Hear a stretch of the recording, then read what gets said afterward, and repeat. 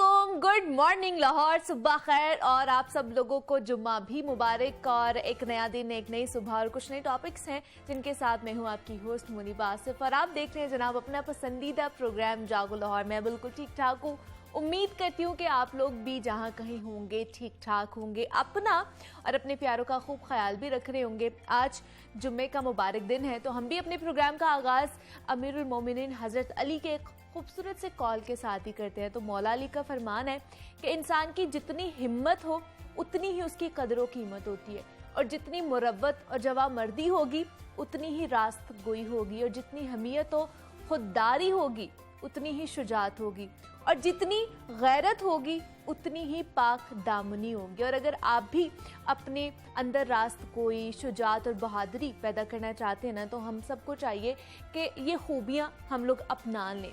हिम्मत और जवामर्दी पैदा करनी है, और जब इंसान के अंदर ये खूबियाँ पैदा हो जाती हैं तो फिर वो हक और बातिल में फ़र्क करना जान जाता है, हक के साथ और बातिल के खिलाफ खड़े होने के काबिल हो जाता है, और उसमें एक वाज़े फ़र्क भी उसे नज़र आना शुरू हो जाता है। तो यही फ़र्क होता है जनाब, और यही फ़र्क हमें जानने की ज़रूरत होती है। तो आज हम लोगों ने यही कोशिश करनी है कि अपने इर्द गिर्द इन तमाम खूबियों को ढूंढें और अपने अंदर उनको अपनाने की कोशिश भी करें। कुछ बात कर लेते हैं सेहत और फिटनेस के हवाले से। तो हम सबको पता है और अक्सर ये लोग कहते भी हैं कि जनाब मेरी HB बहुत कम हो गई है, या हमारा जो हीमोग्लोबिन है वो कम हो गया, और ख़ास तौर पर कहा जाता है कि खामला खवातीन में HB की कमी होना एक आम मसला पाया जाता है। हीमोग्लोबिन आयरन से भरपूर प्रोटीन है जो खून के सुर्ख खुलियों में मौजूद होता है और पूरे जिस्म में ऑक्सीजन से ले जाने का जिम्मेदार भी होता है। और आयरन की कमी इंसानी जिस्म में सबसे ज़्यादा आम ग़िज़ाइयत की कमियों में से एक समझी जाती है। आयरन की कमी का मतलब है जनाब हीमोग्लोबिन की कम पैदावार होती है हमारे जिस्म में, और एक्सपर्ट कहते हैं कि कम हीमोग्लोबिन कमज़ोरी, थकावट, सरदर्द, सांस की किल्लत और बहुत से मसाइल का बाइस भी बनता है। हीमोग्लोबिन में नुमाया कमी खून की कमी जैसे मसाइल का बाइस बनती है।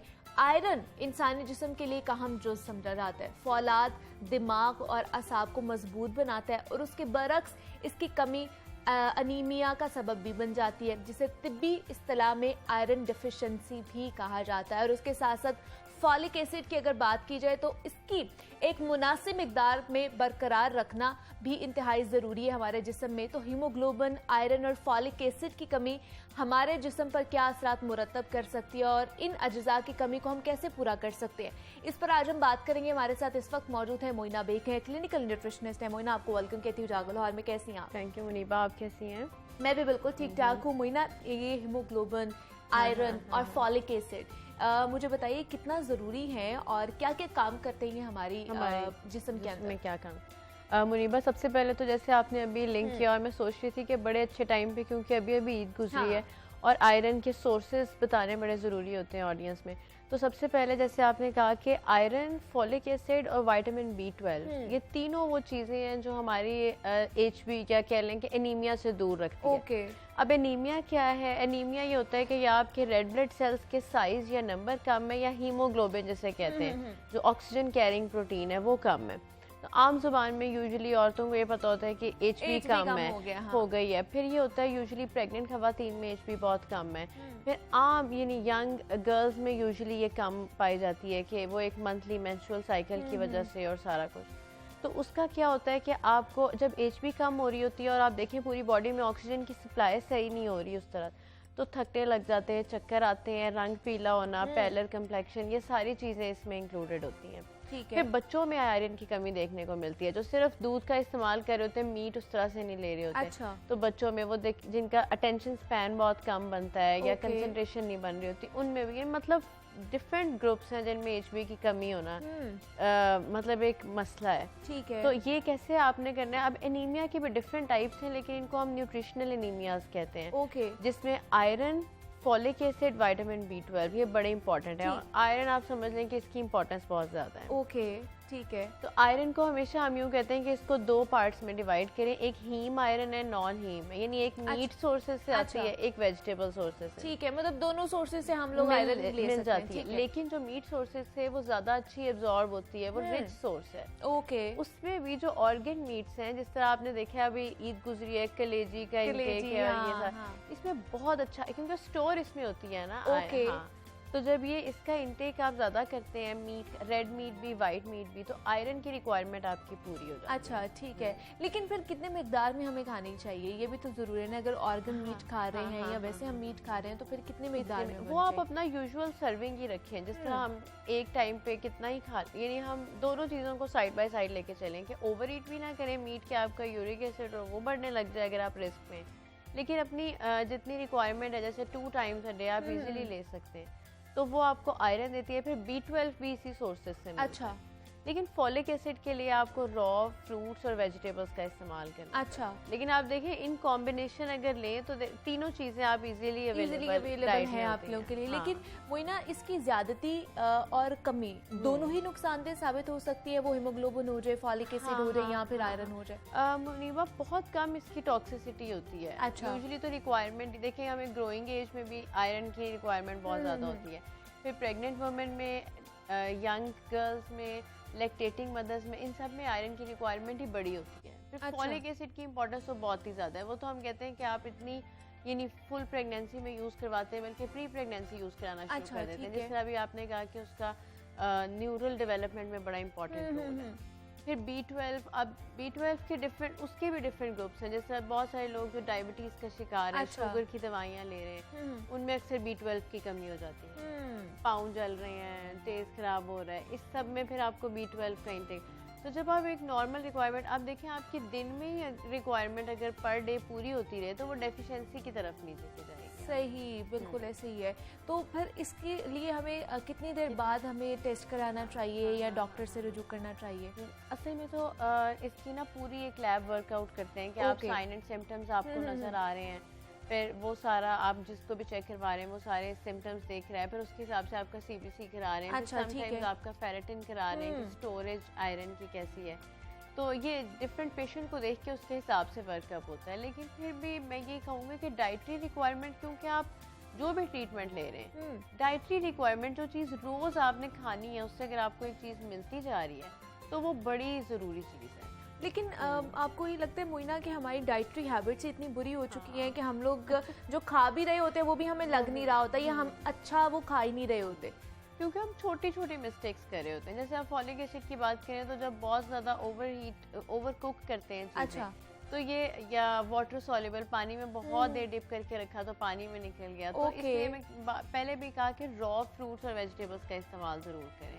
बहुत ज़्यादा कुक किए बगैर सैलड की फॉर्म में लें। हम अक्सर सैलड स्किप कर जाते हैं। फिर दूसरा जो आयरन की रिक्वायरमेंट में, वो भी छोटी छोटी चीज़ें, आयरन की एब्जॉर्प्शन बहुत सारी चीज़ें रोकती हैं। जैसे खाने के फ़ौरन बाद चाय लेते हैं तो वो आयरन की एब्जॉर्प्शन रोकती है। ओके, ठीक है। फिर आयरन और कैल्शियम का सप्लीमेंट इकट्ठा लेते हैं तो वो एब्जॉर्प्शन रोकते हैं, क्योंकि वो फाइट कर रहे होते हैं एब्जॉर्ब होने के लिए। ओके, ठीक है। तो इस तरह मतलब छोटे छोटे डूज एंड डोंट्स जो हम पे, विटामिन C जो है वो इतना ज़रूरी है कि वो आपकी आयरन की एब्जॉर्प्शन बढ़ाता है। अब वो आपको किससे मिलना है? फ्रेश फ्रूट्स एंड वेजिटेबल्स से। हाँ, तो सिर्फ आप थोड़ा सा अगर वाइजली चलें, उसका कॉम्बिनेशन ऐसे बनाएं कि आपने मीट को बड़े किसी हेल्दी तरीके से बनाया हुआ है, कुछ स्टीम मीट है, ग्रिल्ड मीट है, उसके साथ आप वेजिटेबल्स और फ्रूट्स की सर्विंग रखें। ठीक है। फिर आपने चाय या जो भी पीनी है, आप कोई ऐसी ग्रीन टी हर्बल ले लें, लेकिन 30 से 35 मिनट्स का वक्फा जरूर दें। हाँ, ठीक तो है। फिर ये छोटी छोटी, फिर बच्चों में हम ये कहते हैं कि बच्चों में मिल्क एनीमिया बड़ी कॉमन टर्म है कि हम, क्योंकि मिल्क समझते हैं बच्चों के लिए हेल्दी, हम 3-4 दफा दिन में वो दे रहे होते हैं। वही दे रहे होते हैं। तो वीनिंग में लेट कर देते हैं कि मीट इंट्रोड्यूस नहीं कराया या इस तरह की चीज़ें नहीं दी। तो ये छोटे छोटे हमारे ना केयरलेसनेस के फैक्टर्स भी अक्सर हमें इस तरफ लेके जा रहे होते हैं कि HB कम हो गई है। आप देखें बड़ी कॉमन है। अब जिस यंग गर्ल आपके पास आ रही है, मेरी कंसंट्रेशन नहीं बन रही, सर चकरा रहा है, चक्कर आ जाते हैं, आंखों के आगे अंधेरा जाता है, बड़ी कॉमन सी होने लगे। और इसके पीछे क्या कॉज होती है जनाब? हम लोग डाइटरी हैबिट्स जो है वो ठीक नहीं होती है, केयरलेसनेस होती है। तो मुझे फिर हम लोग स्पेसिफिकली बात करें अगर मोइना, तो मुझे बताइए कि आयरन कौन कौन सी चीज़ों में, कौन कौन सी ग़िज़ाओं में ज़्यादा पाया जाता है, और फॉलिक एसिड हम किस चीज़ से ले सकते हैं? तो सबसे पहले तो आयरन के लिए सबसे अच्छा सोर्स एनिमल सोर्स यानी मीट है। आप रेड मीट लें, लेकिन रोजाना आप वीक में 1 या 2 बार रेड मीट ले लें। उसके अलावा आप चिकन का इस्तेमाल करें, उसमें भी ऑर्गन मीट तो आप चाहे वीक में 1 दफ़ा लें जिनकी रिक्वायरमेंट ज़्यादा हुई हुई है, जैसा कलेजी की हमने बात की कि चिकन लिवर हो गया, ये तो आप रोज़ाना नहीं लेते। जिनको कमी हुई हुई है वो ये है कि कुछ कुछ वक्फे से लेते। लेकिन क्या सारे ऑर्गन मीट जो है उससे हम लोग आयरन की जो मिकदार है वो मिलेगी, या सिर्फ कलेजी जो खाते हैं? चिकन लिवर है ना, तो उसमें सबसे ज़्यादा मिल जाती है हमें स्टोर्ड आयरन। अच्छा, तो उसके साथ में ये है कि जो लोग ये कहते हैं कि अफोर्डेबिलिटी इशू है या रोज़ मीट नहीं खा सकते, उनके लिए ये है कि दालों का इस्तेमाल करें, ग्रीन लीफी वेजिटेबल्स। क्या सारी दालों में ये चीज़ मौजूद है या उसमें भी स्पेसिफिकली कुछ है? ये बड़ा अच्छा सवाल है, क्योंकि जो वेजिटेबल सोर्सेज है ना वो बहुत ज़्यादा एब्जॉर्प्शन उनकी अच्छी नहीं है। तो उसके लिए आइडियल ये होता है कि आप वेजिटेबल और मीट सोर्सेज को मिला लें, जैसे दाल और चिकन, दाल और गोश्त मिला। हमारे बड़े कॉमन ऐसे बनी होती है डिशेस घर में। फिर ऑफ एंड ऑन करते रहे, एक टाइम को वेजिटेबल सोर्स ले लिया, एक टाइम को मीट सोर्स ले लिया। बीन्स अच्छा सोर्स है आयरन का। फिर ग्रीन लीफी वेजिटेबल्स जितनी भी हमारी कॉमन, पालक और इस तरह की, उसमें आयरन पाया जाता है। तो इनका इस्तेमाल आप इस तरह से डाइट प्लान करें कि आपको ये भी ना हो कि, क्योंकि अब देखिए आयरन हमें मीट सोर्सेज से अच्छा मिल रहा है, लेकिन फॉलिक एसिड के लिए हमें फ्रूट और वेजिटेबल्स के सोर्सेज पे जाना है।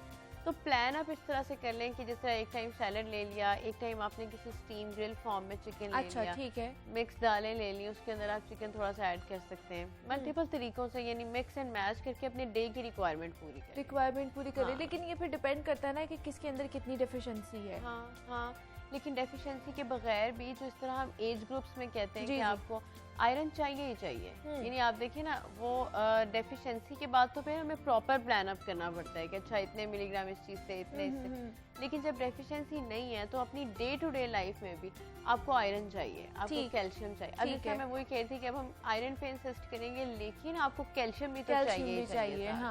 तो फिर आप उनके साथ इस तरह से कि किस टाइम ऑल्टरनेटिवली एक टाइम पे आपने फ्रूट वेजिटेबल स्नैक ले लिया, एक टाइम पे आप योगर्ट या मिल्क ले लेते हैं, मिड मॉर्निंग मिड इवनिंग में यूँ चेंज करके लेते हैं। अब देखिए हेल्दी चीज़ें लेने के लिए दिन कम पड़ जाता है, उसमें भी हम आधे मील्स बाहर से ले लेते हैं, तो फिर डेफिशिएंसी की तरफ जाते हैं। लेकिन फिर वही ना, बच्चों के हवाले से अगर मैं पूछूं तो बच्चों के हवाले से क्या करें? मतलब वो मीट नहीं खाते हैं, गोश्त वगैरह के कहने के करीब भी नहीं जाते, तो उन्हें फिर किस तरह? बस ये है कि बच्चों में एक तो ये कि बड़ी जल्दी जब हम वीनिंग शुरू करते हैं, यानी बच्चे जब 6-8 मंथ्स के होते हैं और उन्हें सॉलिड फूड देना शुरू करते हैं, तब से उनका टेस्ट डेवलप करना शुरू करें कि वो किस तरह चिकन, मीट कुछ ना कुछ लेते रहें। सही। फिर आप ये होता है कि बच्चों के टेस्ट के अकॉर्डिंग, जिस तरह आप ब्रॉथ में उस यखनी में राइस कुक कर लिए, ठीक है, फिर आपने बच्चों का ना आप बार बार टेस्ट डेवलप करना शुरू करें ना, तो वो कर जाते हैं। तो उन्होंने तो बर्गर भी खाना ही है। आप देखें अगर उसमें भी आप घर का कोई ग्रिल्ड चिकन कोई ऐसी चीज़ लगा देते हैं तो बच्चे एक्टिव हैं अगर, तो उन्हें वो आयरन का सोर्स तो मिल ही गया है। बर्गर, सैंडविचेस, एग की इनटेक उस तरह से अच्छी करें तो बच्चों में ज़्यादा आसान होता है।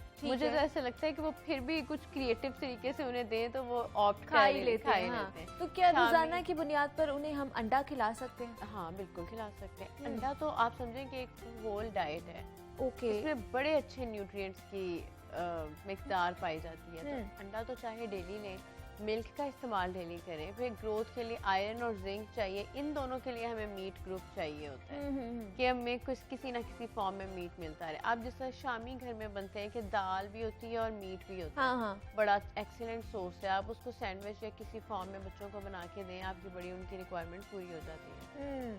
अब देखिए हाँ होते कॉमन फूड ही हैं, बस आपने ज़रा उनकी फॉर्म ऐसी बच्चों के लिए बनानी होती है कि वो ना लेना शुरू करें और उनकी रिक्वायरमेंट, क्योंकि देखिए वो जो एक बच्चा जो डेफिशिएंसी में जाता जाएगा उसने तो बड़े होके फिर उसे तो आपको सप्लीमेंट देना ही पड़ना है, क्योंकि एक लॉन्ग टर्म डेफिशिएंसी डेवलप हो गई। अब बचपन से हर रिक्वायरमेंट का ख्याल रखते हैं आप, सिर्फ इतना इजी सा होता है पेरेंट्स के लिए कि वो क्या हर मिनरल विटामिन देखेंगे, आप फूड ग्रुप्स देखना शुरू करें। ठीक है, तो फूड ग्रुप्स में तो सिर्फ 5 ही आते हैं। आपका मिल्क आ गया, फ्रूट्स, वेजिटेबल्स, कार्बोहाइड्रेट जिसमें रोटी चावल आ गए और फिर मीट ग्रुप आता है। तो 5 फूड ग्रुप्स में आपसे डेली अगर हर फूड ग्रुप में से एक फूड भी लेते रहे, बड़ी अच्छी हैबिट डेवलप हो जाती है। तो आपकी डिफिशिएंसी कोई होगी ही नहीं अगर आप इन 5 ग्रुप्स का ख्याल रखेंगे डेली रूटीन में। तो जो अब बड़ों के अगर हवाले से बात की जाए तो उन्होंने भी ये 5 ग्रुप का डेली ख्याल रखना है क्या? हाँ, लेकिन फिर बड़ों में आके ये आ जाता है जिस तरह हम वेट गेन से बच रहे होते हैं लोग, तो हम कहते हैं कार्बोहाइड्रेट की अच्छी उसकी लिमिट जो है कम कर दें, उसकी लिमिट थोड़ी कम कर दें, उसको फाइबर रिच कर दें। अच्छा, जिस तरह ब्राउन राइस ब्राउन ब्रेड पे लोग शिफ्ट होते हैं, तो सिर्फ मॉडिफिकेशन है। अदरवाइज देखें जो सारे फूड ग्रुप्स हमारे बॉडी के लिए बने हुए हैं वो हमें सारे ही रिक्वायर्ड हैं। इसलिए मैं हमेशा कहती हूँ कि जो क्रैश डाइट या फूड स्किप करने वो हमेशा डेफिशिएंसी में जाते हैं। इतने बी विटामिन हैं जो आपकी स्किन के लिए अच्छे हैं, विटामिन सी है, वो फिर आपको ना किसी नेचुरल तरीके से आप लोगों को वो लेने चाहिए। वो आपको फ्रूट से मिलते हैं, वेजिटेबल से मिलते हैं। आप अपनी डाइट ही अच्छी कर लें तो मेरे ख्याल से जो हीमोग्लोबिन, आयरन, फॉलिक एसिड की कमी की हम बात करें, ये डेफिशिएंसी हमारे अंदर होगी नहीं। हमारा जिस्म जो है तरोताज़ा रहेगा, सेहतमंद रहेगा। हमारे साथ मोइना बेग क्लिनिकल न्यूट्रिशनिस्ट मौजूद थी। Moina, thank you so much for your time यहाँ पर आने के लिए। और जितनी भी ये कमी है, जो भी बीमारियाँ हमें लग जाती हैं, लाक हो जाती हैं, इनका यही हाल है कि जनाब अपना जो डाइटरी हैबिट्स हैं उन्हें ठीक करने की कोशिश करनी चाहिए हमें। आप एक छोटी सी ब्रेक लेते हैं, जनाब मिलते हैं इस ब्रेक के बाद।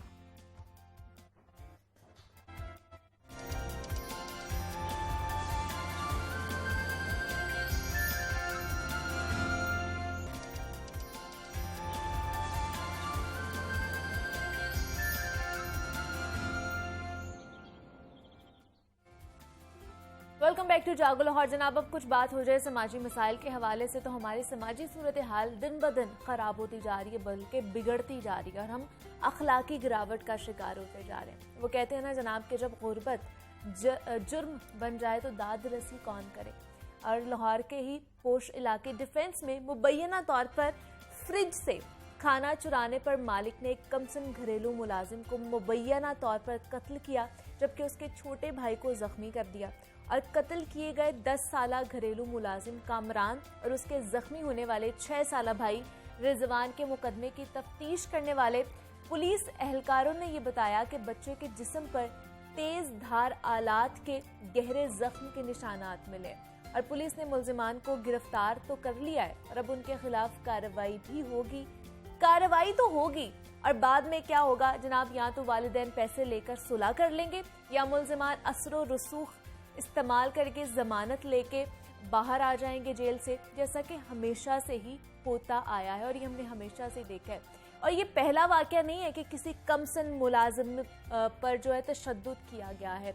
सैकड़ों वाकयात इससे पहले भी हमारे सामने आ चुके हैं, लेकिन कोई ऐसा वाकया नहीं मिलता जिससे मुल्जिमान को ऐसी सजा दी जाए जिससे एक मिसाल कायम हो हमारे मुआशरे में। क्या कमसन मुलाजिमीन पर ऐसा ही जुल्म के पहाड़ जो हैं वो तोड़े जाते रहेंगे आने वाले दिनों में भी? ऐसा मुल्जिमान को सजाएं क्यों नहीं मिलती हैं और हम अखलाकी तौर पर इतनी पस्ती का शिकार क्यों होते जा रहे हैं? इस पर भी आज हम बात करेंगे। हमारे साथ इस वक्त मौजूद हैं जनाब राशिदा कुरैशी हैं, सोशल एक्टिविस्ट हैं, और उनके साथ मौजूद है रिदा खालिद, माहिर नफ्सियात हैं। रिदा आपको भी वेलकम कहती हूँ, राशिदा आपको भी वेलकम कहती हूँ। रिदा, सबसे पहले आप ही से बात करना चाहूँगी, पूरा सीन आपने भी सुना, केस का क्या बना था, पहले क्या डेवलपमेंट सामने आई और अब ये पीरी मुरीदी, इसके चक्कर में एक बच्चा अपनी जान से हाथ धो बैठा है। ये वाकयात, तशद्दुद के वाकयात, इस तरह के रेप के वाकयात और बाकी भी बढ़ते जा रहे हैं। कहाँ पे हमारी सोसाइटी किस तरफ जाती जा रही है? अनफॉर्चुनेटली बहुत बहुत पेनफुल ये बात है और ये वाकयात आप बिल्कुल ठीक कह रही हैं, gradually with the passage of time बहुत ज़्यादा बढ़ते जा रहे हैं। हमारे मुल्क में अभी भी मैं ये समझती हूँ कि इन सारे केसेस की को ज़्यादा ये हो रहे हैं इस वजह से क्योंकि हमारे मुल्क में पॉवर्टी बहुत है। अच्छा। और लैक ऑफ एजुकेशन बहुत ज़्यादा है। ठीक है, एजुकेशन अभी भी जो रूरल एरियाज़ हैं, जो बैकवर्ड एरियाज़ हैं, डेफिनेटली पीरी मुरीदी ज़्यादातर बैकवर्ड एरिया, रूरल एरिया के साथ ही बिलोंग करती है। तो वहाँ पे अगर एजुकेशन सिस्टम कम होगा, लोगों को एजुकेशन नहीं दी जाएगी, लिटरेसी रेट ज़्यादा है, पॉवर्टी ज़्यादा है, मेजॉरिटी घरों में बच्चों की तादाद बहुत ज़्यादा है। फिर उसमें जब एक लार्ज फैमिली को रन करना है और एक सिंगल अर्निंग हैंड नहीं सपोर्ट कर सकता अपनी भरती हुई फैमिली को, तो डेफिनेटली छोटे बच्चों को वो इसी तरह एज अ चाइल्ड लेबर जगह जगह लोगों के घरों में वर्कशॉप्स पे स्टार्ट करवा देते हैं उनको काम बहुत छोटी सी एज में। ये सेल्फ और फिर उनके साथ वहाँ पे छोटे छोटे अब्यूज़, छोटी छोटी फिज़िकल अब्यूसेस या तो कभी गाली गलोच कर देना, ये चीज़ तो मंजर आम पे आती नहीं है। जब कोई इस तरह का बड़ा इवेंट आता है या कोई बड़ी इस तरह के इंसिडेंट हाँ मंजर आम पर आती हैं और तब हमें पता चलता है, रिपोर्ट होती हैं। राशिदा, आप सोशल एक्टिविस्ट हैं और इससे पहले भी जैसे मैंने बात की कि कई वाकयात हमारे सामने आए हैं और ये भी एक इसी तरह का वाकया है कि 3 बच्चे इनमें इन्वॉल्व थे, एक उनकी बेटी और 2 उनके बेटे, कि मतलब उन्होंने बचपन से ही उनको अपने मुर्शद के यहाँ जो है पीरों के यहाँ ठहरा दिया कि ये आपके पास रहेंगे। इस वाक़े को किस तरह आप देखती हैं और क्या लगता है आपको कि आगे जाके हम क्या इस तरह के मज़ीद वाक़यात सामने आएंगे या इस पे रोक लगानी चाहिए हमें? हाँ, थैंक यू सो मच। अच्छा, पहली बात तो ये है कि ये कोई पहला वाक़या नहीं है। आज से पहले भी बहुत सारे ऐसे वाक़यात जो हैं वो मंजर आम पर आते रहे, रिपोर्ट होते रहे, जिसमें बच्चों की अमवात रिपोर्ट हुई है। सिर्फ उनको तशद्दुद का निशाना नहीं बनाया गया बल्कि बच्चों की अमवात भी रिपोर्ट हुई है। सो आगे भी अगर इन वाक़यात से हम लर्न नहीं करेंगे तो डेफिनेटली आगे भी इस तरह के वाक़यात सामने आते रहेंगे, क्योंकि इसमें सबसे ज़्यादा जो नेग्लिजेंस मुझे नज़र आ रही है वो पेरेंट्स की है। हम देखते हैं कि कवानीन हैं या कवानीन की बात भी बहुत ज़्यादा करते हैं, पॉलिसीज़ की बात बहुत ज़्यादा करते हैं, गवर्नमेंट की बात करते हैं, लेकिन हम सोसाइटी की कब बात करेंगे, हम उन पेरेंट्स की कब बात करेंगे कि जब वो अपने बच्चों को जो है वो खुद इस तरह की जगहों पे भेज रहे हैं जहां उनको पता है कि जब आप मिल ही नहीं रहे बच्चों के साथ, जब आपको पता ही नहीं है, अभी भी मंजर आम पर नहीं आए, मतलब किस तरह के ये वालिदैन हैं, क्या इनको वालिदैन ये कहलाने के हकदार भी हैं कि वो उनको पता ही नहीं है कि उनके बच्चों के साथ क्या हो गया है और वो कहाँ पे हैं, किस हाल में हैं। सो हमें कहीं ना कहीं पेरेंटिंग पे भी बात करनी पड़ेगी। वो लोग जो रखते हैं बच्चों को, कानून ने तो कह दिया कि 15 साल से कम उम्र का बच्चा जो है वो आप घर में नहीं रख सकते, लेकिन वो लोग जो रखते हैं बच्चों को, उनको कब होश आएगी, उनकी अवेयरनेस कब होगी, उनको कब जगाया जाएगा कि आप एक गैर कानूनी काम कर रहे हैं, गैर अखलाकी काम कर रहे हैं, और उसके बाद सोने पे सुहागा जब बच्चों पे तशद्दुद करता है। हाउ इज़ दिस पॉसिबल कि आप जो है बच्चों पे गुस्सा आया तो बंदा डांट देता है या थप्पड़ मार देता है, लेकिन ये तो पूरी एक प्लानिंग लगती है। जब भी ख़ास तौर पे घरेलू बच्चा जो घर में काम कर रहा होता है बच्चा, वो जब रेस्क्यू होता है, जब वो आता है, उस पे इस तरह का तशद्दुद होता है कि उसको इस्त्री से जलाया जा रहा होता है, उसके दोनों हाथों को गरम तवे पे रख के उसको जला, ये पूरी प्लानिंग के साथ होता है ना। ये ऐसा तो नहीं है कि गुस्सा आ गया और आपने थप्पड़ मार दिया, आपने बकायदा उसको पूरी बहुत शदीद बेईमाना तशद्दुद, फिजिकल अब्यूज है ना, इसको हम ये लेके चलेंगे कि पहले इसमें सिर्फ फ्रिज से उसने खाना चुराया और उसके बाद उसको इतने बुरे तरीके से मारा गया कि एंड पे आके उसकी जान ही निकल गई। बिल्कुल ऐसा ही है। और ये सिर्फ फिजिकल, इस तरह इसमें ऐसे वाकयात भी सामने आए हैं जिसमें बच्चे पहले जिनसी तशद्दुद का भी निशाना बने हैं, जो घरों में काम करते थे, उसके बाद उनको कत्ल किया गया, उसके बाद उनको जो है वो मारा गया। तो मुझे रिदा आप बताइए, ये एक साइकोलॉजिकल डिसऑर्डर हो सकता है कि इस तरह के बच्चों के ऊपर खासतौर पर इस तरह का तशद्दुद जो किया जाता है और बेरहमी के साथ उनके ऊपर तशद्दुद किया जाता है? बिल्कुल, मैं समझती हूँ कि ये बहुत इनह्यूमन एक्ट है और जो लोग ऐसा एक्ट करते हैं डेफिनेटली वो सोशोपैथ होंगे, उनको कोई साइकोलॉजिकल इशू, कोई ना कोई उनकी जहनी हालत, कोई ना कोई मेंटल इलनेस उनकी चल रही होगी। हो सकता है इटसेल्फ उनका अर्ली चाइल्डहुड एक्सपीरियंस खुद ऐसा हो कि वो बुलिंग का शिकार हो या चाइल्ड अब्यूज़ का शिकार हो, या उनकी मेंटल कंडीशन डिफरेंट कंडीशंस हो सकती हैं, जैसे बाइपोलर हैं जिसमें एकदम से एग्रेशन एक हाइप पे आ जाता है और एकदम से आप गुस्सा आपके काबू में नहीं आता और एकदम से आप हाइपर होकर कुछ भी इन एक्ट कर सकते हैं। तो डिफरेंट मेंटल कंडीशंस हो सकती हैं। Anti social behaviours, deviant behaviours against the norms, जो नॉर्मल हमारी रूल्स हैं, जो नॉर्मल हमारे नॉर्म्स हैं जो हमने बनाए होते हैं कि जी ये कायदे कानून के अकॉर्डिंगली हमने चीज़ें करनी हैं, जो भी बिहेवियर उसके डेविएंट है हम उसके अगेंस्ट एक्ट करते हैं, दैट्स इनह्यूमन। और उसमें डेफिनेटली कोई ना कोई पीछे आपके साइकोलॉजिकल कंडीशन चल रही होती है, वो चाहे माइनर। और वो क्या इतनी वर्स्ट हो जाती है रिदा कि आप फिजिकल अब्यूज पे आ जाते हो, मरने पे आ जाते हो? डेफिनेटली। देखें, कोई भी चीज़ अगर इतना इशू है और उस पर हमने तवज्जो नहीं दी, उस पे हमें हेल्प की रिक्वायर्ड है, हमने हेल्प नहीं ली, तो वो gradually with the passage of time build होगा, वो बड़ा होगा, ह्यूज होगा, और वो एग्रेशन आपका इनवर्ड भी हो सकता है, वो आउटवर्ड भी हो सकता है। ये तो हमें यहाँ पे शो हो गया, ये केस बच्चे को अल्लाह माफ़ी दे वो उसका कत्ल हो गया, लेकिन यू नेवर नो अगर ये और इस तरह के इंसान अपनी क्लोज इमीडिएट फैमिली मेम्बर्स के साथ या इससे पहले अगर इनके घर में कोई मुलाजमीन है उनके साथ कैसा एक्ट करते हैं। एग्जैक्टली और ये तो एक मंजर आम पे आ गया ना, केस तो हाईलाइट हो गया और हमें पता चल गया कि ये चल रहा है। इससे पहले भी लाखों केसेस सामने आए हैं, हम आवाज़ भी उठाते हैं और हमारे साथ साथ जनाब जो अदाकारी करते हैं लोग, जो हमारे एक्टर एक्ट्रेसेस हैं, वो भी सोशल मीडिया के प्लेटफॉर्म पर आवाज़ उठाते हैं और उन्होंने भी इस केस के ख़िलाफ़ और इस एक्ट के ख़िलाफ़ मजम्मत की है। और एक्ट्रेस है नादिया जमील, उन्होंने क्या कहा है आइए आपको सुनाते हैं।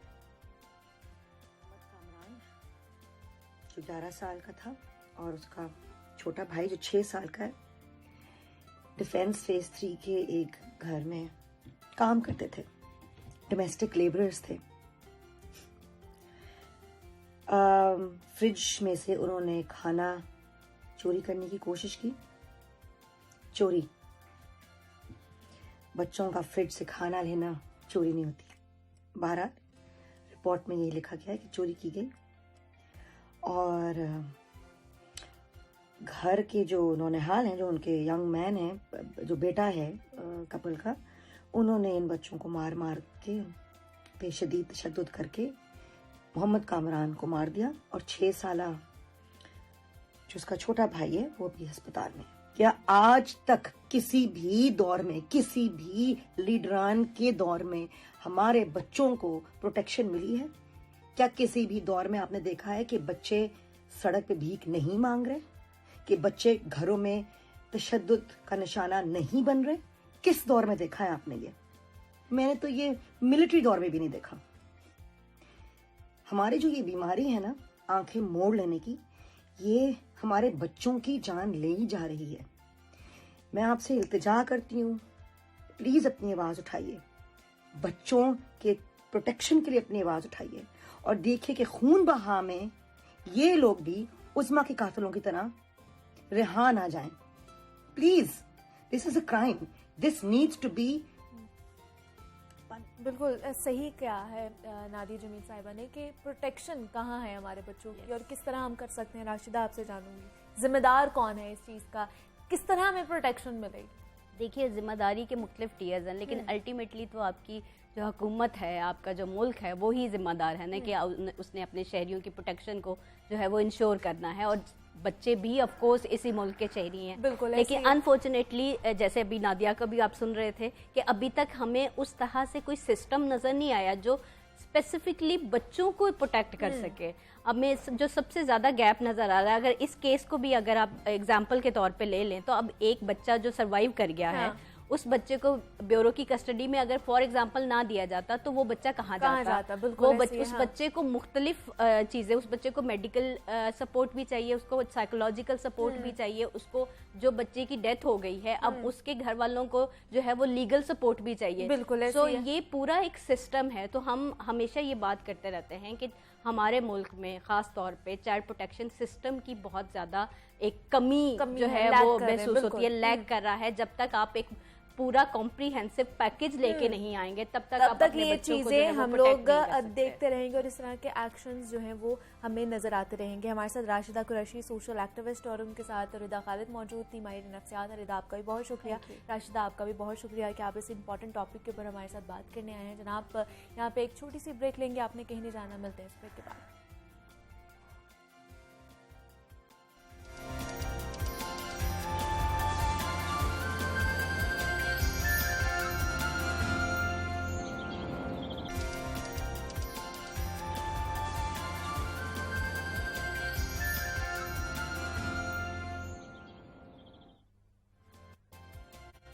वेलकम बैक टू जागो लाहौर। जनाब ब्रेक से वापस आ चुके हैं और सेगमेंट है हमारा लाहौर की दुनिया, जिसमें हम लाहौर और लाहौरियों के मसाइल डिस्कस करते हैं। और आजकल जनाब लाहौर समेत सारे पाकिस्तान का एक ही मसला है, वो है महंगाई का।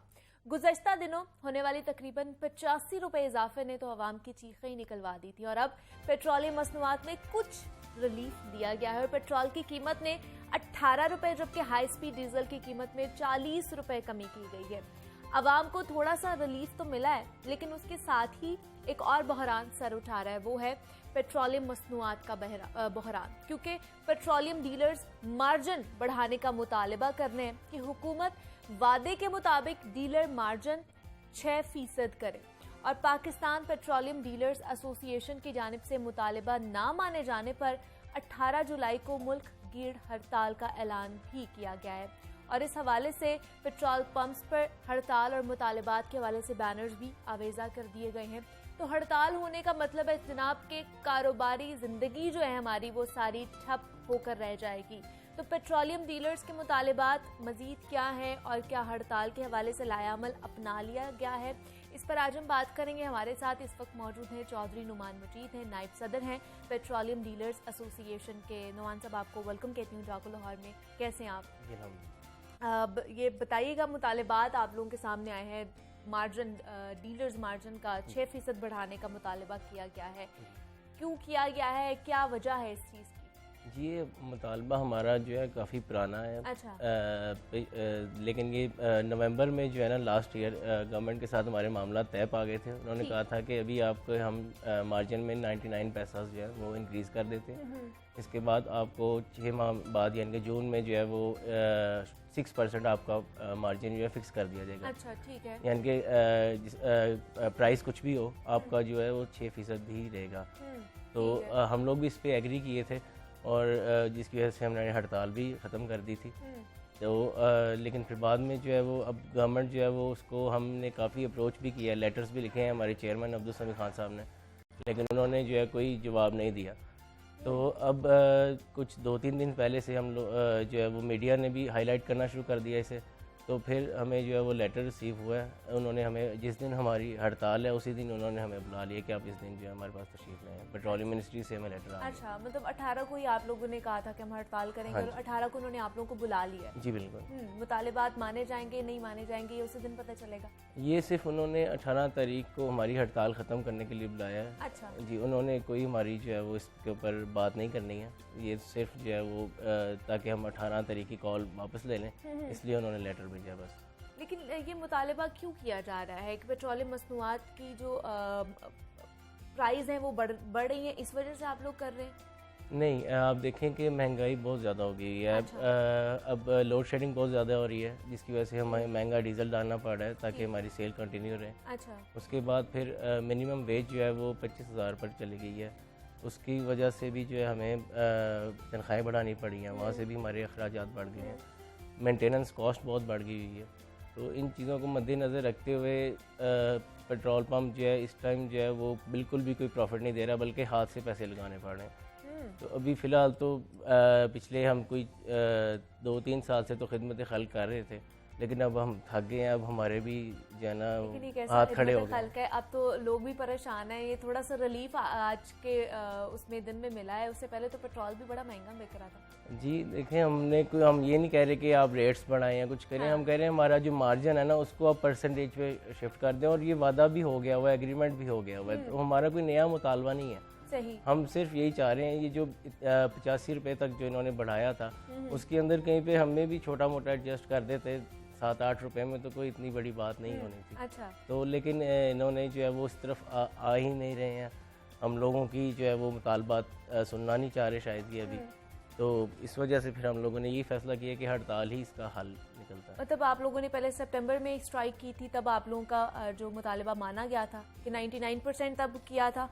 तब 99 पैसा इन्होंने बढ़ा दिए थे और इन्होंने कहा था कि जब नया माली साल जब आएगा तो फिर आपका जो है ना वो उसको शिफ्ट कर दिया जाएगा परसेंटेज के ऊपर। तो हमारा मुतालबा भी यही है और हमारा इससे मज़ीद कोई मुतालबा भी नहीं। तो क्या लगता है आपको कि अगर मुतालबा ना माना गया इन केस, तो आप लोगों ने मुल्क की हड़ताल करनी ही करनी, स्ट्राइक होगी?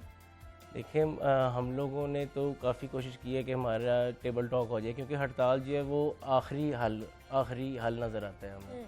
तो उससे पहले अगर हो जाए तो ज़्यादा बेहतर होता है, ताकि ना हम लोग परेशान हो। हम लोग भी कारोबार बंद करके परेशान होते हैं और लोग भी परेशान होते हैं।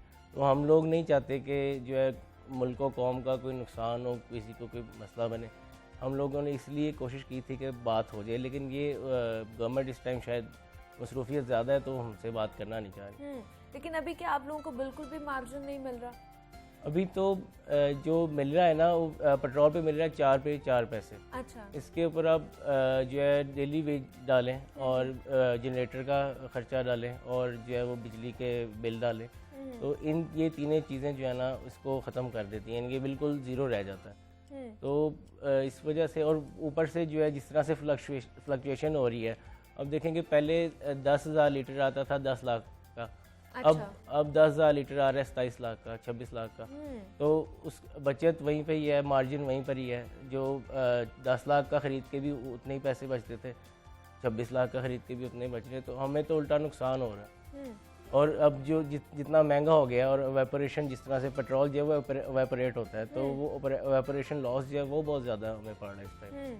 लेकिन अगर हुकूमत आप लोगों के ये डीलर्स मार्जिन अगर बढ़ाती है तो फिर पेट्रोलियम मसनूआत की कीमतों में भी इजाफा होगा? पेट्रोलियम मसनूआत की कीमतों में देखें अभी आलमी मार्केट में जो है वो जैसे नीचे आया है तो गवर्नमेंट ने नीचे किया है, जी, तो ये और मज़ीद नीचे आएगा। अच्छा, आप लोगों को लगता है मज़ीद नीचे आएगा, ये गिरेगा? हाँ जी, ये सितंबर में जो है वो काफ़ी जो है ना वो नीचे आने वाला है। तो पेट्रोल की जो कीमतें, हाँ जी, तो जब वो प्राइसेस नीचे आ रही हैं, अभी भी नीचे आई थी ना, तो इसमें हमें कहीं एडजस्ट कर लेते थोड़ा बहुत। अच्छा, तो आगे भी नीचे आनी है, तो हम लोग यही चाह रहे हैं कि हम ये नहीं चाह रहे कि महंगा करके हमारा मार्जिन बढ़ाया जाए, हम चाह रहे हैं कि हमारा जो मार्जिन है उसको परसेंटेज पे शिफ्ट कर दे। कोई भी जैसे GST है वो 17% पे फिक्स है, उस तरह से हमारी भी जो है वो 6% मार्जिन हमारा जो है वो दे दें, ताकि हम जो है वो अपना कारोबार जो है उसको बेहतर तरीके से चला सकें। तो अभी नुमान साहब आपकी किन लोगों से बात हुई है? अभी हमारी पेट्रोलियम मिनिस्ट्री को हमने लेटर लिखे हैं। अच्छा। और उनकी तरफ से जो है पहले तो कोई रिस्पांस नहीं आ रहा था, लेकिन ये कोई 2 दिन पहले जो है वो उनका लेटर आया, उसमें उन्होंने हमें जिस दिन हमारी हड़ताल है उसी दिन ही बुला लिया, मंडे को बिल्कुल। तो वहाँ पर तो वो मेरे ख्याल से अभी टाइम निकल गया है टेबल टॉक का। अभी टाइम निकल गया है टेबल टॉक का, आप लोग नहीं जाएंगे बात करने या जाएंगे? नहीं, मेरा नहीं ख्याल हम लोग जाने वाले हैं। मतलब आप यहाँ पे आज ऐलान करके जा रहे हैं ऑन एयर कि आप लोग नहीं जाएंगे वहाँ पे टेबल टॉक करने? हाँ जी, हम मार्जिन खत्म हो गया है, पेट्रोलियम डीलर्स एसोसिएशन जो हड़ताल करेंगे। जब तक हमारा मार्जिन 6% पर अब नहीं ना होगा, अच्छा। तब तक हम लोग जो है ना वो मतलब कोई बात हड़ताल नहीं मुकम्मल होगी, बात करने नहीं जा रहे आप लोग? नहीं, अब नहीं जा रहे। अब जो है वो अपना हक लेकर ही फिर बात बनेगी। तो ये पूरा मुल्क पाकिस्तान जो है पूरा बंद कर दिया जाएगा 18 जुलाई को, कमिंग जो हमारा मंडे आ रहा है? जी बिल्कुल, मजबूरी है, करना पड़ेगा। लेकिन बाकी जो कारोबारी जिंदगी है, जो अवाम है, उसका क्या कसूर है नुमान मैं साहब? उनको वो उनके जो बिजनेसेस है, उनके जो कारोबार है, छोटे छोटे कारोबार सारे ठप पड़ जाएंगे। एक तो मैं उनसे पहले ही बहुत ज़्यादा माजरत खाऊँ कि आप लोगों को हमारी वजह से परेशानी आएगी, और दूसरी चीज़ ये है कि मेरी रिक्वेस्ट है आप लोगों से कि आप 17 को अपनी जो टैंकियाँ वो फुल करवा लें, ताकि आपको 18 को मसला ना हो। 17 तारीख को आप पहले ही टैंक्स अपने फुल करवा लें। लेकिन वो कितने दिन चलेंगे अगर आप लोगों की हड़ताल, आप लोगों ने सोचा है कि कितने दिन आप लोगों की हड़ताल चलेगी? हम लोगों ने तो अभी वैसे जो है ये गैर मुअय्यना मुद्दत के लिए होगी, जब तक हमारे मुतालबात नहीं पूरे होते। अच्छा। लेकिन मेरी दुआ है कि जो है ये 18 को शुरू और 18 को ही ख़त्म हो जाए, गवर्नमेंट जो है वो बात मान ले हमारी और हमें हमारा हक दे दे। लेकिन गवर्नमेंट ने तो आपको बुलाया है ना 18 को, अगर आप चले जाते हैं, टेबल टॉक हो जाती है, कोई ना कोई बीच का रास्ता निकल आता है, तो क्या जाता है? दोनों के अगर मुतालिबात माने जाएं, वहाँ से अगर हुकूमत कोई मुतालिबा करती है, आपके भी मुतालिबात, अगर दरमियान का कोई रास्ता निकल आए तो? दरमियान का रास्ता देखें, इन्हें जो है वो 3-4 माह से लेटर्स लिखे जा रहे हैं। अच्छा, तो अगर तो कोई होता तो आ जाता हमें। और दूसरी चीज़ ये है कि अभी पिछले दिनों जो है वो शाहिद खान अब्बासी साहब ने भी फरमा दिया है कि जो ये पेट्रोलियम प्रोडक्ट्स हैं ये हम डीरेगुलेट करने जा रहे हैं, तो वो उसके अंदर हमें और ज़्यादा जो है वो उसमें आपको और नुकसान और ज़्यादा नुकसान है। उसके अंदर फिर किस हम तरह का नुकसान हो सकता है? उसके अंदर फिर हम OMCs के रहमो करम पे रह जाएंगे। जैसे हाई ऑक्टेन का इन्होंने डीरेगुलेट कर दिया हुआ है, वो जो है OMCs जो हैं ऑयल मार्केटिंग कंपनीज, वो खुद ही उसका रेट डिसाइड करती हैं और ख़ुद ही डीलर मार्जिन भी वो डिसाइड करती हैं। अच्छा। तो जब इन्होंने स्टार्ट में जब डीरेगुलेट हुआ था हाई ऑक्टेन, तो उन्होंने कंपनी से हमें 10-10 रुपये मार्जिन दिया। सही। लेकिन इस टाइम जो है वो हाई ऑक्टेन के ऊपर कोई कंपनी जो है वो 2.5 रुपये दे रही है, कोई 3 रुपये दे रही है। तो वो इस तरह से हमें इस चीज़ यहाँ पे भी हमारे तहफ़्फ़ुज़ात होते आ रहे हैं कि जो है कंपनी अपनी हमें दबाएगी और हमें जो है वो अपनी मर्ज़ी से चलाएगी फिर। तो इसलिए जो अभी सिस्टम है ओगरा का, जो इन्होंने एक अदारा बनाया हुआ है, तो इन्हें चाहिए उस इदारे को जो है वो मज़ीद चलाएं और रेगुलेट किया जाए अच्छे तरीके से। हाँ जी, और जो ये मार्जिन है शिफ्ट कर दें उसके ऊपर। तो ये भी एक चीज़ आप लोग रखेंगे उस अगर आप लोग जाते हैं बात करने के लिए या नहीं, या अभी मुतालिबे के अंदर ये वाली भी चीज़ है या नहीं? ये जी ऑलरेडी शामिल है। हम लोग जो है वो डीरेगुलेशन के खिलाफ है बिल्कुल। मतलब अभी ये आपके दो मुतालिबात हो गए, एक डीरेगुलेशन और दूसरा आपका जो मार्जिन है वो बढ़ाना है आप लोगों हाँ जी बिल्कुल। मार्जिन का तो हमारा पुराना ही चलता आ रहा है मसला, लेकिन जो ये डीरेगुलेशन है, ये जो नई गवर्नमेंट आई है, इन्होंने जो है वो इसका इशू उठाया है। तो इस वजह से हम इसके खिलाफ हैं। तो आने वाले दिनों में आपको मजीद लगता है कि इसका गिरावट का शिकार हो गई ये चीज़? अगर तो क्योंकि गवर्नमेंट का ये मौक़िफ़ है कि IMF ने कहा है डीरेगुलेशन का, अगर तो IMF का दबाव होगा तो फिर तो ज़ाहिर बात है गवर्नमेंट को करना पड़ेगा। तो उसमें जो है वो फिर हमारा क्लैश शायद दोबारा गवर्नमेंट के साथ आए और फिर हड़ताल का ऐलान किया जाएगा। जी ये हमारे चेयरमैन अब्दुल समीद खान साहब ही बता सकते हैं। लेकिन अभी जो आप लोगों ने वो कह दिया है कि जनाब हम लोगों ने हड़ताल करनी है, और 18 जुलाई को जिस तरह पेट्रोलियम डीलर्स एसोसिएशन की जानिब से ऐलान किया गया है कि मंडे जो कमिंग मंडे आ रहा है, इस दिन हड़ताल की जाएगी, मुल्क गीर हड़ताल की जाएगी। लेकिन मैं तो नुमान साहब यही कहूँगी कि अगर कोई बीच का रास्ता निकलता है तो उसको निकाल लिया जाए, ताकि अवाम के ऊपर मज़ीद बोझ ना डाला जाए, क्योंकि उनकी दोबारा से जो अगर थोड़ा सा वो हम लोग संभले हैं या हम लोग दोबारा से अपनी ज़िंदगी, कारोबारी ज़िंदगी की तरफ निकले हैं, तो वो दोबारा से ठप होकर रह जाएगी। जी मेरी भी यही दुआ है कि हड़ताल ना हो। अभी भी मैं ये चाह रहा हूँ कि गवर्नमेंट जो है वो अभी मैं जो है यहाँ से उठूँ और हमें पता लगे कि जी हमारा मार्जिन जो है 6% कर दिया गया, क्योंकि ये कोई नई चीज़ नहीं हमने निकाली है। ये हमारे साथ गवर्नमेंट का तय है, वादा हुआ है, एग्रीमेंट लिखा हुआ है बाकायदा तौर पे। मतलब रिटन में लिखा हुआ है? रिटन में लिखा हुआ है, हमारे चेयरमैन साहब के साइन है, गवर्नमेंट के जो बंदे थे उनके साइन है अंदर। तो ये एक, लेकिन गवर्नमेंट ये भी तो इशू उठा सकती है कि वो लास्ट जो प्रीवियस गवर्नमेंट थी उनके साथ आपका हुआ था। लेकिन वो गवर्नमेंट ऑफ पाकिस्तान ही थी ना, वो थी तो पाकिस्तान की गवर्नमेंट ही ना। हम लोग तो पाकिस्तान की सिविलियन और शहरी है ना। हमारे इसमें जो है कोई ये अगर चीज़ डालना तो ये तो ज़्यादती है हमारे साथ कि वो पिछली गवर्नमेंट थी, अगली गवर्नमेंट है, इस तरह से। तो फिर अगर ये मौक़िफ़ इख्तियार किया उन्होंने तो ये तो सरासर ज़्यादती है। ठीक है नुमान साहब, मजीद भी आपसे बात करते हैं। हमारे साथ अभी टेलीफोन लाइन पर ज्वाइन किया है अब्दुल कादिर है, नुमाइंदा लाहौर न्यूज़ है, उनसे जानते हैं। अब्दुल कादिर, चौधरी नुमान मजीद साहब हमारे साथ मौजूद हैं, नायब सदर हैं पेट्रोलियम डीलर्स एसोसिएशन के। और जिस तरह उनसे मैं बात कर रही थी, उन्होंने कहा कि जो टेबल टॉक का वक्त गुजर चुका है और 18 जुलाई को हम लोग मुल्क गिर हड़ताल करने ही वाले हैं। चौधरी नुमान मजीद साहब भी हमारे साथ मौजूद है, नायब सदर हैं पेट्रोलियम डीलर्स एसोसिएशन के। नुमान साहब आपका भी बेहद शुक्रिया कि आप यहाँ पर आए हैं। और जिस तरह डीलर्स एसोसिएशन ने ऐलान कर दिया कि जनाब 18 जुलाई को हड़ताल की जाएगी, तो उस हवाले से हम लोगों को फिर रेडी रहना चाहिए। यहाँ पे एक छोटी सी ब्रेक लेते हैं, मिलते हैं इस ब्रेक के बाद।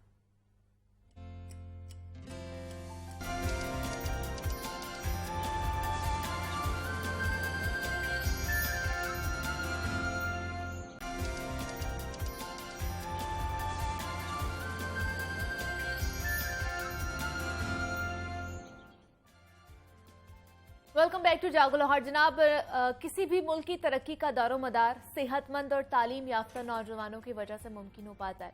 नौजवान और तालीम लाजिम व मलजूम समझे जाते हैं और दौरान तालीम अपने मुस्तकबिल का तयन करने वाले नौजवान हमेशा कामयाबी की मंजिलें तय करते हैं।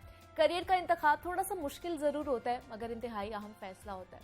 लेकिन उस दुरुस्त फैसले के बाद इंसान की ज़िंदगी में आसानियाँ ही आसानियाँ आती हैं, और उसमें कोई शक नहीं है कि ये तमाम तरक्की फ़नी तालीम की बदौलत होती है। और वैसे भी आपको पता है कोरोना वायरस के बाद दुनिया काफ़ी बदल चुकी है और अब तरक्की के लिए मॉडर्न स्किल्स का सीखना बहुत ज़रूरी बन चुका है। मॉडर्न स्किल्स सीखने की अहमियत के हवाले से आज पाकिस्तान समेत दुनिया भर में वर्ल्ड यूथ स्किल्स डे मनाया जा रहा है, जिसका मतलब है कि जदीद स्किल्स सीखने की अहमियत को उजागर करना है। एक कामयाब मुस्तकबिल के लिए पाकिस्तानी नौजवानों को खास तौर पर किस किस्म के स्किल्स सीखने की ज़रूरत है? ऐसे कौन कौन से स्किल्स हैं जिनको सीखने के बाद इंसान लाखों रुपए माहाना कमाने के काबिल हो सकता है। इस पर आज हम बात करेंगे। हमारे साथ इस वक्त मौजूद हैं जनाब तनवीर अहमद नांदला साहब हैं, फाउंडर आई स्किल्स हैं और ई कॉमर्स एक्सपर्ट हैं, और गवर्नमेंट ऑफ पाकिस्तान की तरफ से उन्हें प्राइड ऑफ पाकिस्तान अवार्ड से भी नवाजा गया है। और उनके साथ हमें ज्वाइन किया है महर साजिद अफजल, ब्लॉगर हैं, व्लॉगर हैं और डिजिटल स्किल्स एक्सपर्ट हैं। साजिद, आपको भी वेलकम कहती हूँ जागो लाहौर में, और तनवीर साहब आपको भी वेलकम कहती हूँ जागो लाहौर में। उम्मीद करती हूँ कि आप दोनों ठीक ठाक होंगे। सबसे पहले साजिद, आप ही से बात करना चाहूँगी स्किल्स के हवाले से। जैसे आज वर्ल्ड यूथ स्किल्स डे मनाया जा रहा है, तो हमें आप बहुत काम भी कर रहे हैं सोशल मीडिया के हवाले से भी, ब्लॉगिंग भी कर रहे हैं, तो स्किल्स को किस तरह आप डिफाइन करेंगे और किस तरह की स्किल्स हमें सीखने की जरूरत है? देखिए, सबसे पहले तो ये है कि टेक्नोलॉजी ने जो लास्ट 10 to 15 ईयर्स के अंदर जी जो रेवोल्यूशन लेके आए हैं वो इतनी स्पीड से आया है कि हमारी जनरेशन कोप अप नहीं कर सकी उस रेवोल्यूशन के साथ। उसमें बहुत सारे न्यू प्लेटफॉर्म्स आए हैं जिसमें गूगल ने जो है इवॉल्व किया है, फेसबुक ने, सोशल मीडिया प्लेटफॉर्म ने ऑन द यूँ समझ लें डेली बेसिस इवॉल्व किया है। बहुत रैपिड चेंजेस आई हैं, बहुत सारी न्यू एरियाज इंट्रोड्यूस हुए हैं। ठीक है, अमेज़ोन को देख लें, एक पूरा न्यू कंसेप्ट है अमेज़ोन। कभी आज से 15-20 साल पहले जो शॉप्स का कंसेप्ट था वो सारा डिजिटल हो गया। एग्जैक्टली, हाँ जी। तो वो चीज़ें हमारी सोसाइटी में अडॉप्ट कम हुई है, लेकिन बाहर की दुनिया ने उनको बहुत जल्दी और बहुत तेज़ी से अडॉप्ट किया है। और उन स्किल्स के अंदर जो है वो जो स्पेस क्रिएट हुई है, वहाँ से वो लोग ज़्यादा कमा रहे हैं। अब हमारी यूथ आके उस तरफ जो है उस तरफ फोकस कर रही है। तो ये जो एरिया है आईटी के अंदर, टेक्नोलॉजी के अंदर, इसमें बहुत सारी स्किल्स हैं। अच्छा। चंद का मैं नाम ले दूं, जैसे कि अमेज़ोन का मैंने बताया, अमेज़ोन के अंदर FBA है, अमेज़ोन VA है, इस तरह से जो है ड्रॉप शिपिंग है, और उसके अंदर अमेज़ोन के अलावा भी बहुत सारे प्लेटफॉर्म हैं, eBay है, Etsy है। अच्छा, तो ये सारे प्लेटफॉर्म्स आप कवर कर सकते हैं। गूगल की तरफ आएंगे तो एडसेंस है, ब्लॉगिंग है, यूट्यूब है, फेसबुक है। आजकल के टाइम पे आप यूँ समझें कि ऑनलाइन अर्निंग की जो स्किल्स हैं वो आपको खींच रही हैं अपनी तरफ। अगर आप उनसे बचते हैं और अगर आप उनको नहीं अडॉप्ट करते तो आप अपनी मेहनत की वजह से नहीं अडॉप्ट करते, आप मेहनत करके दूर रह रहे हैं उनसे, दूर रह रहे हैं। ठीक है, और मुझे तनवीर साहब आपसे जानना चाहूँगी, आप तो माहिर हो चुके हैं इस चीज़ में और काफ़ी सालों से इस पे काम कर रहे हैं, तो ऑनलाइन अर्निंग के लिए सबसे पहले जब हम कहते हैं ना कि ऑनलाइन अर्निंग हमने करनी है, तो दिमाग में ये आता है कि माहाना कितने पैसे कमा सकते हैं और क्या लाखों रुपए कमा सकते हैं हम लोग? अगर कमा सकते हैं तो किस तरह कमा सकते हैं, वो कौन कौन से टूल्स हो सकते हैं? अच्छा, इसमें सबसे पहले चूँकि इसका इतना ज़्यादा बूम आ गया ना इस फील्ड का, तो मिसकंसेप्शंस और गलत फहमियाँ जिनको कहते हैं वो बहुत ज़्यादा आम हो गई हैं। सबसे पहले तो अंडरस्टैंड करें कि ये बिज़नेस है जिसके अंदर आपको चैलेंजेस भी आएंगे, जिसके अंदर आपको फेलियर्स भी आप एक्सपेक्ट कर सकते हैं, लेकिन इस बिज़नेस में जितनी आउटपुट है वो आपके पूरे ऑफलाइन बिजनेस में पाकिस्तान में कम से कम मुझे नज़र नहीं आती कि जितनी इन्वेस्टमेंट में इस काम से आप पैसे अर्न कर सकते हैं, उतनी इन्वेस्टमेंट के साथ आप ऑफलाइन किसी बिजनेस से इतना पैसा जनरेट नहीं कर सकते। अच्छा, जब इतना ज़्यादा पैसा इन्वॉल्व होता है ना किसी भी फील्ड में, तो वहाँ पे डेफिनेटली बहुत सारे लोग आते हैं जो कि कुछ ऐसे भी होते हैं जो प्रोफेशनल नहीं होते, जो एथिकली चीज़ों को अब्यूज़ कर रहे होते हैं। तो अमेज़ॉन का रिसेंटली आपने सुना ही होगा कि उसने भी क्रैक डाउन किया है, पाकिस्तानी 7,000 अकाउंट जी।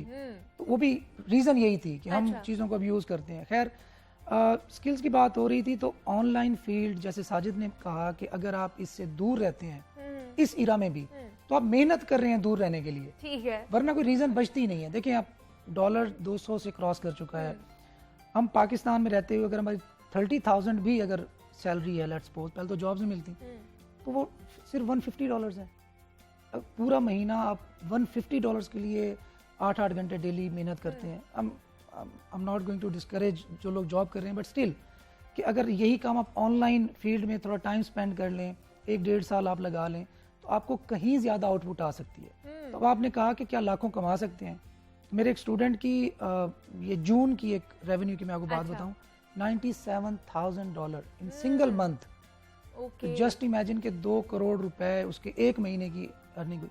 डेफिनेटली अब ये भी नहीं बताना चाहता कि हर बंदा ये कर सकता है, हाँ। लेकिन इतना पोटेंशियल मौजूद है कि आप इसमें इतना खेल सकते हैं। लेकिन कौन कौन से स्किल्स हैं, अगर मैं आपको कहूँ कि लिस्ट कर दें 5 स्किल्स ऐसे जो हमें सीखने ही चाहिए?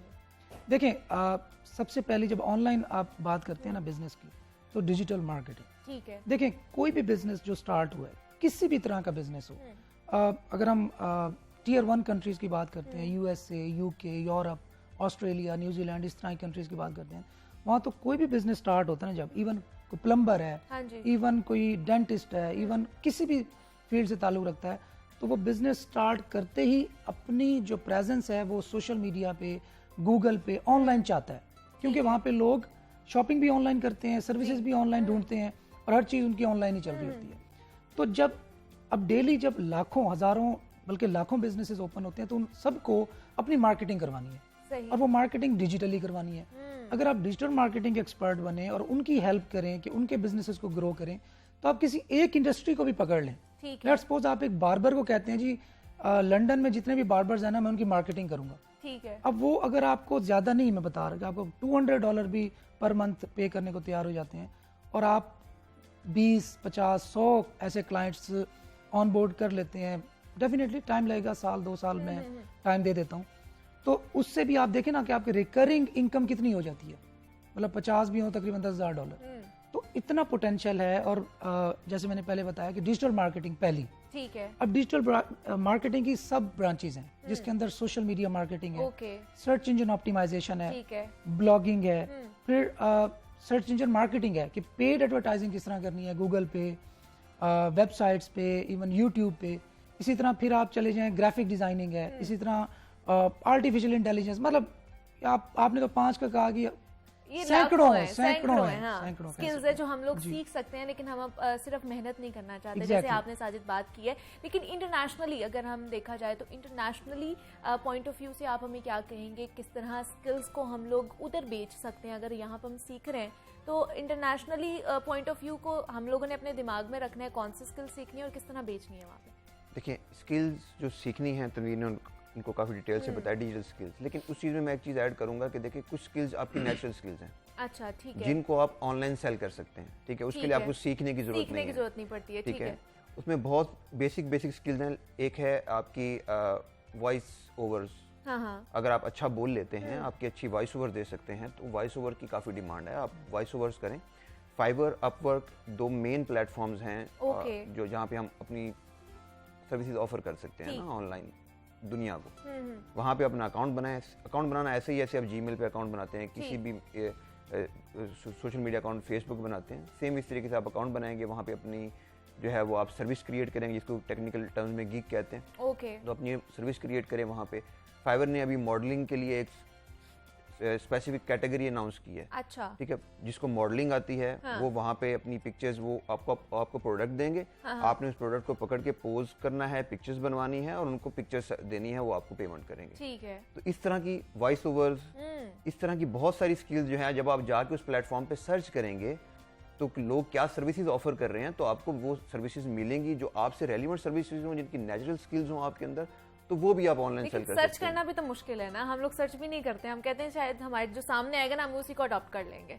हाँ, देखना, अब अगर आप एक लाइन सर्च भी नहीं कर हाँ। सकते, आप गूगल पे जाके कुछ सर्च नहीं कर सकते ना, और देन यू एक्सपेक्ट कि कोई आएगा, आपको पकड़ेगा, उठाएगा, लेके जाएगा। हाँ। ये कंपटीशन का दौर है। सही। आप दुनिया के साथ compete कर रहे हैं, आप सिर्फ अकेले नहीं हैं। इंडिया की इतनी बड़ी पॉपुलेशन वहाँ पे है, बांग्लादेश जो है वो बहुत ज़्यादा रेवेन्यू जो है वो इस स्ट्रीम से कमा रहा है, फिर आप ये जो है वो हमारा पूरा रीजन है यहाँ पे, फिर वहाँ के लोग हैं, तो ये आप उन सब से compete कर रहे हैं। आप एक सर्विस दे रहे हैं, आप वॉइस ओवर की सर्विस दे रहे हैं, then you are competing with the world around you, वो भी वॉइस ओवर की सर्विसेज दे रहे हैं। हाँ। तो आपको उनके मुकाबले का होना पड़ेगा। मैं अक्सर ये बात करता होता हूँ जब भी यूथ से मैं कहीं पे इंटरेक्ट करता हूँ। अच्छा। कि देखें, आपको दुनिया पे 7 बिलियन लोग रहते हैं, आपको सोचना पड़ेगा मैं क्यों।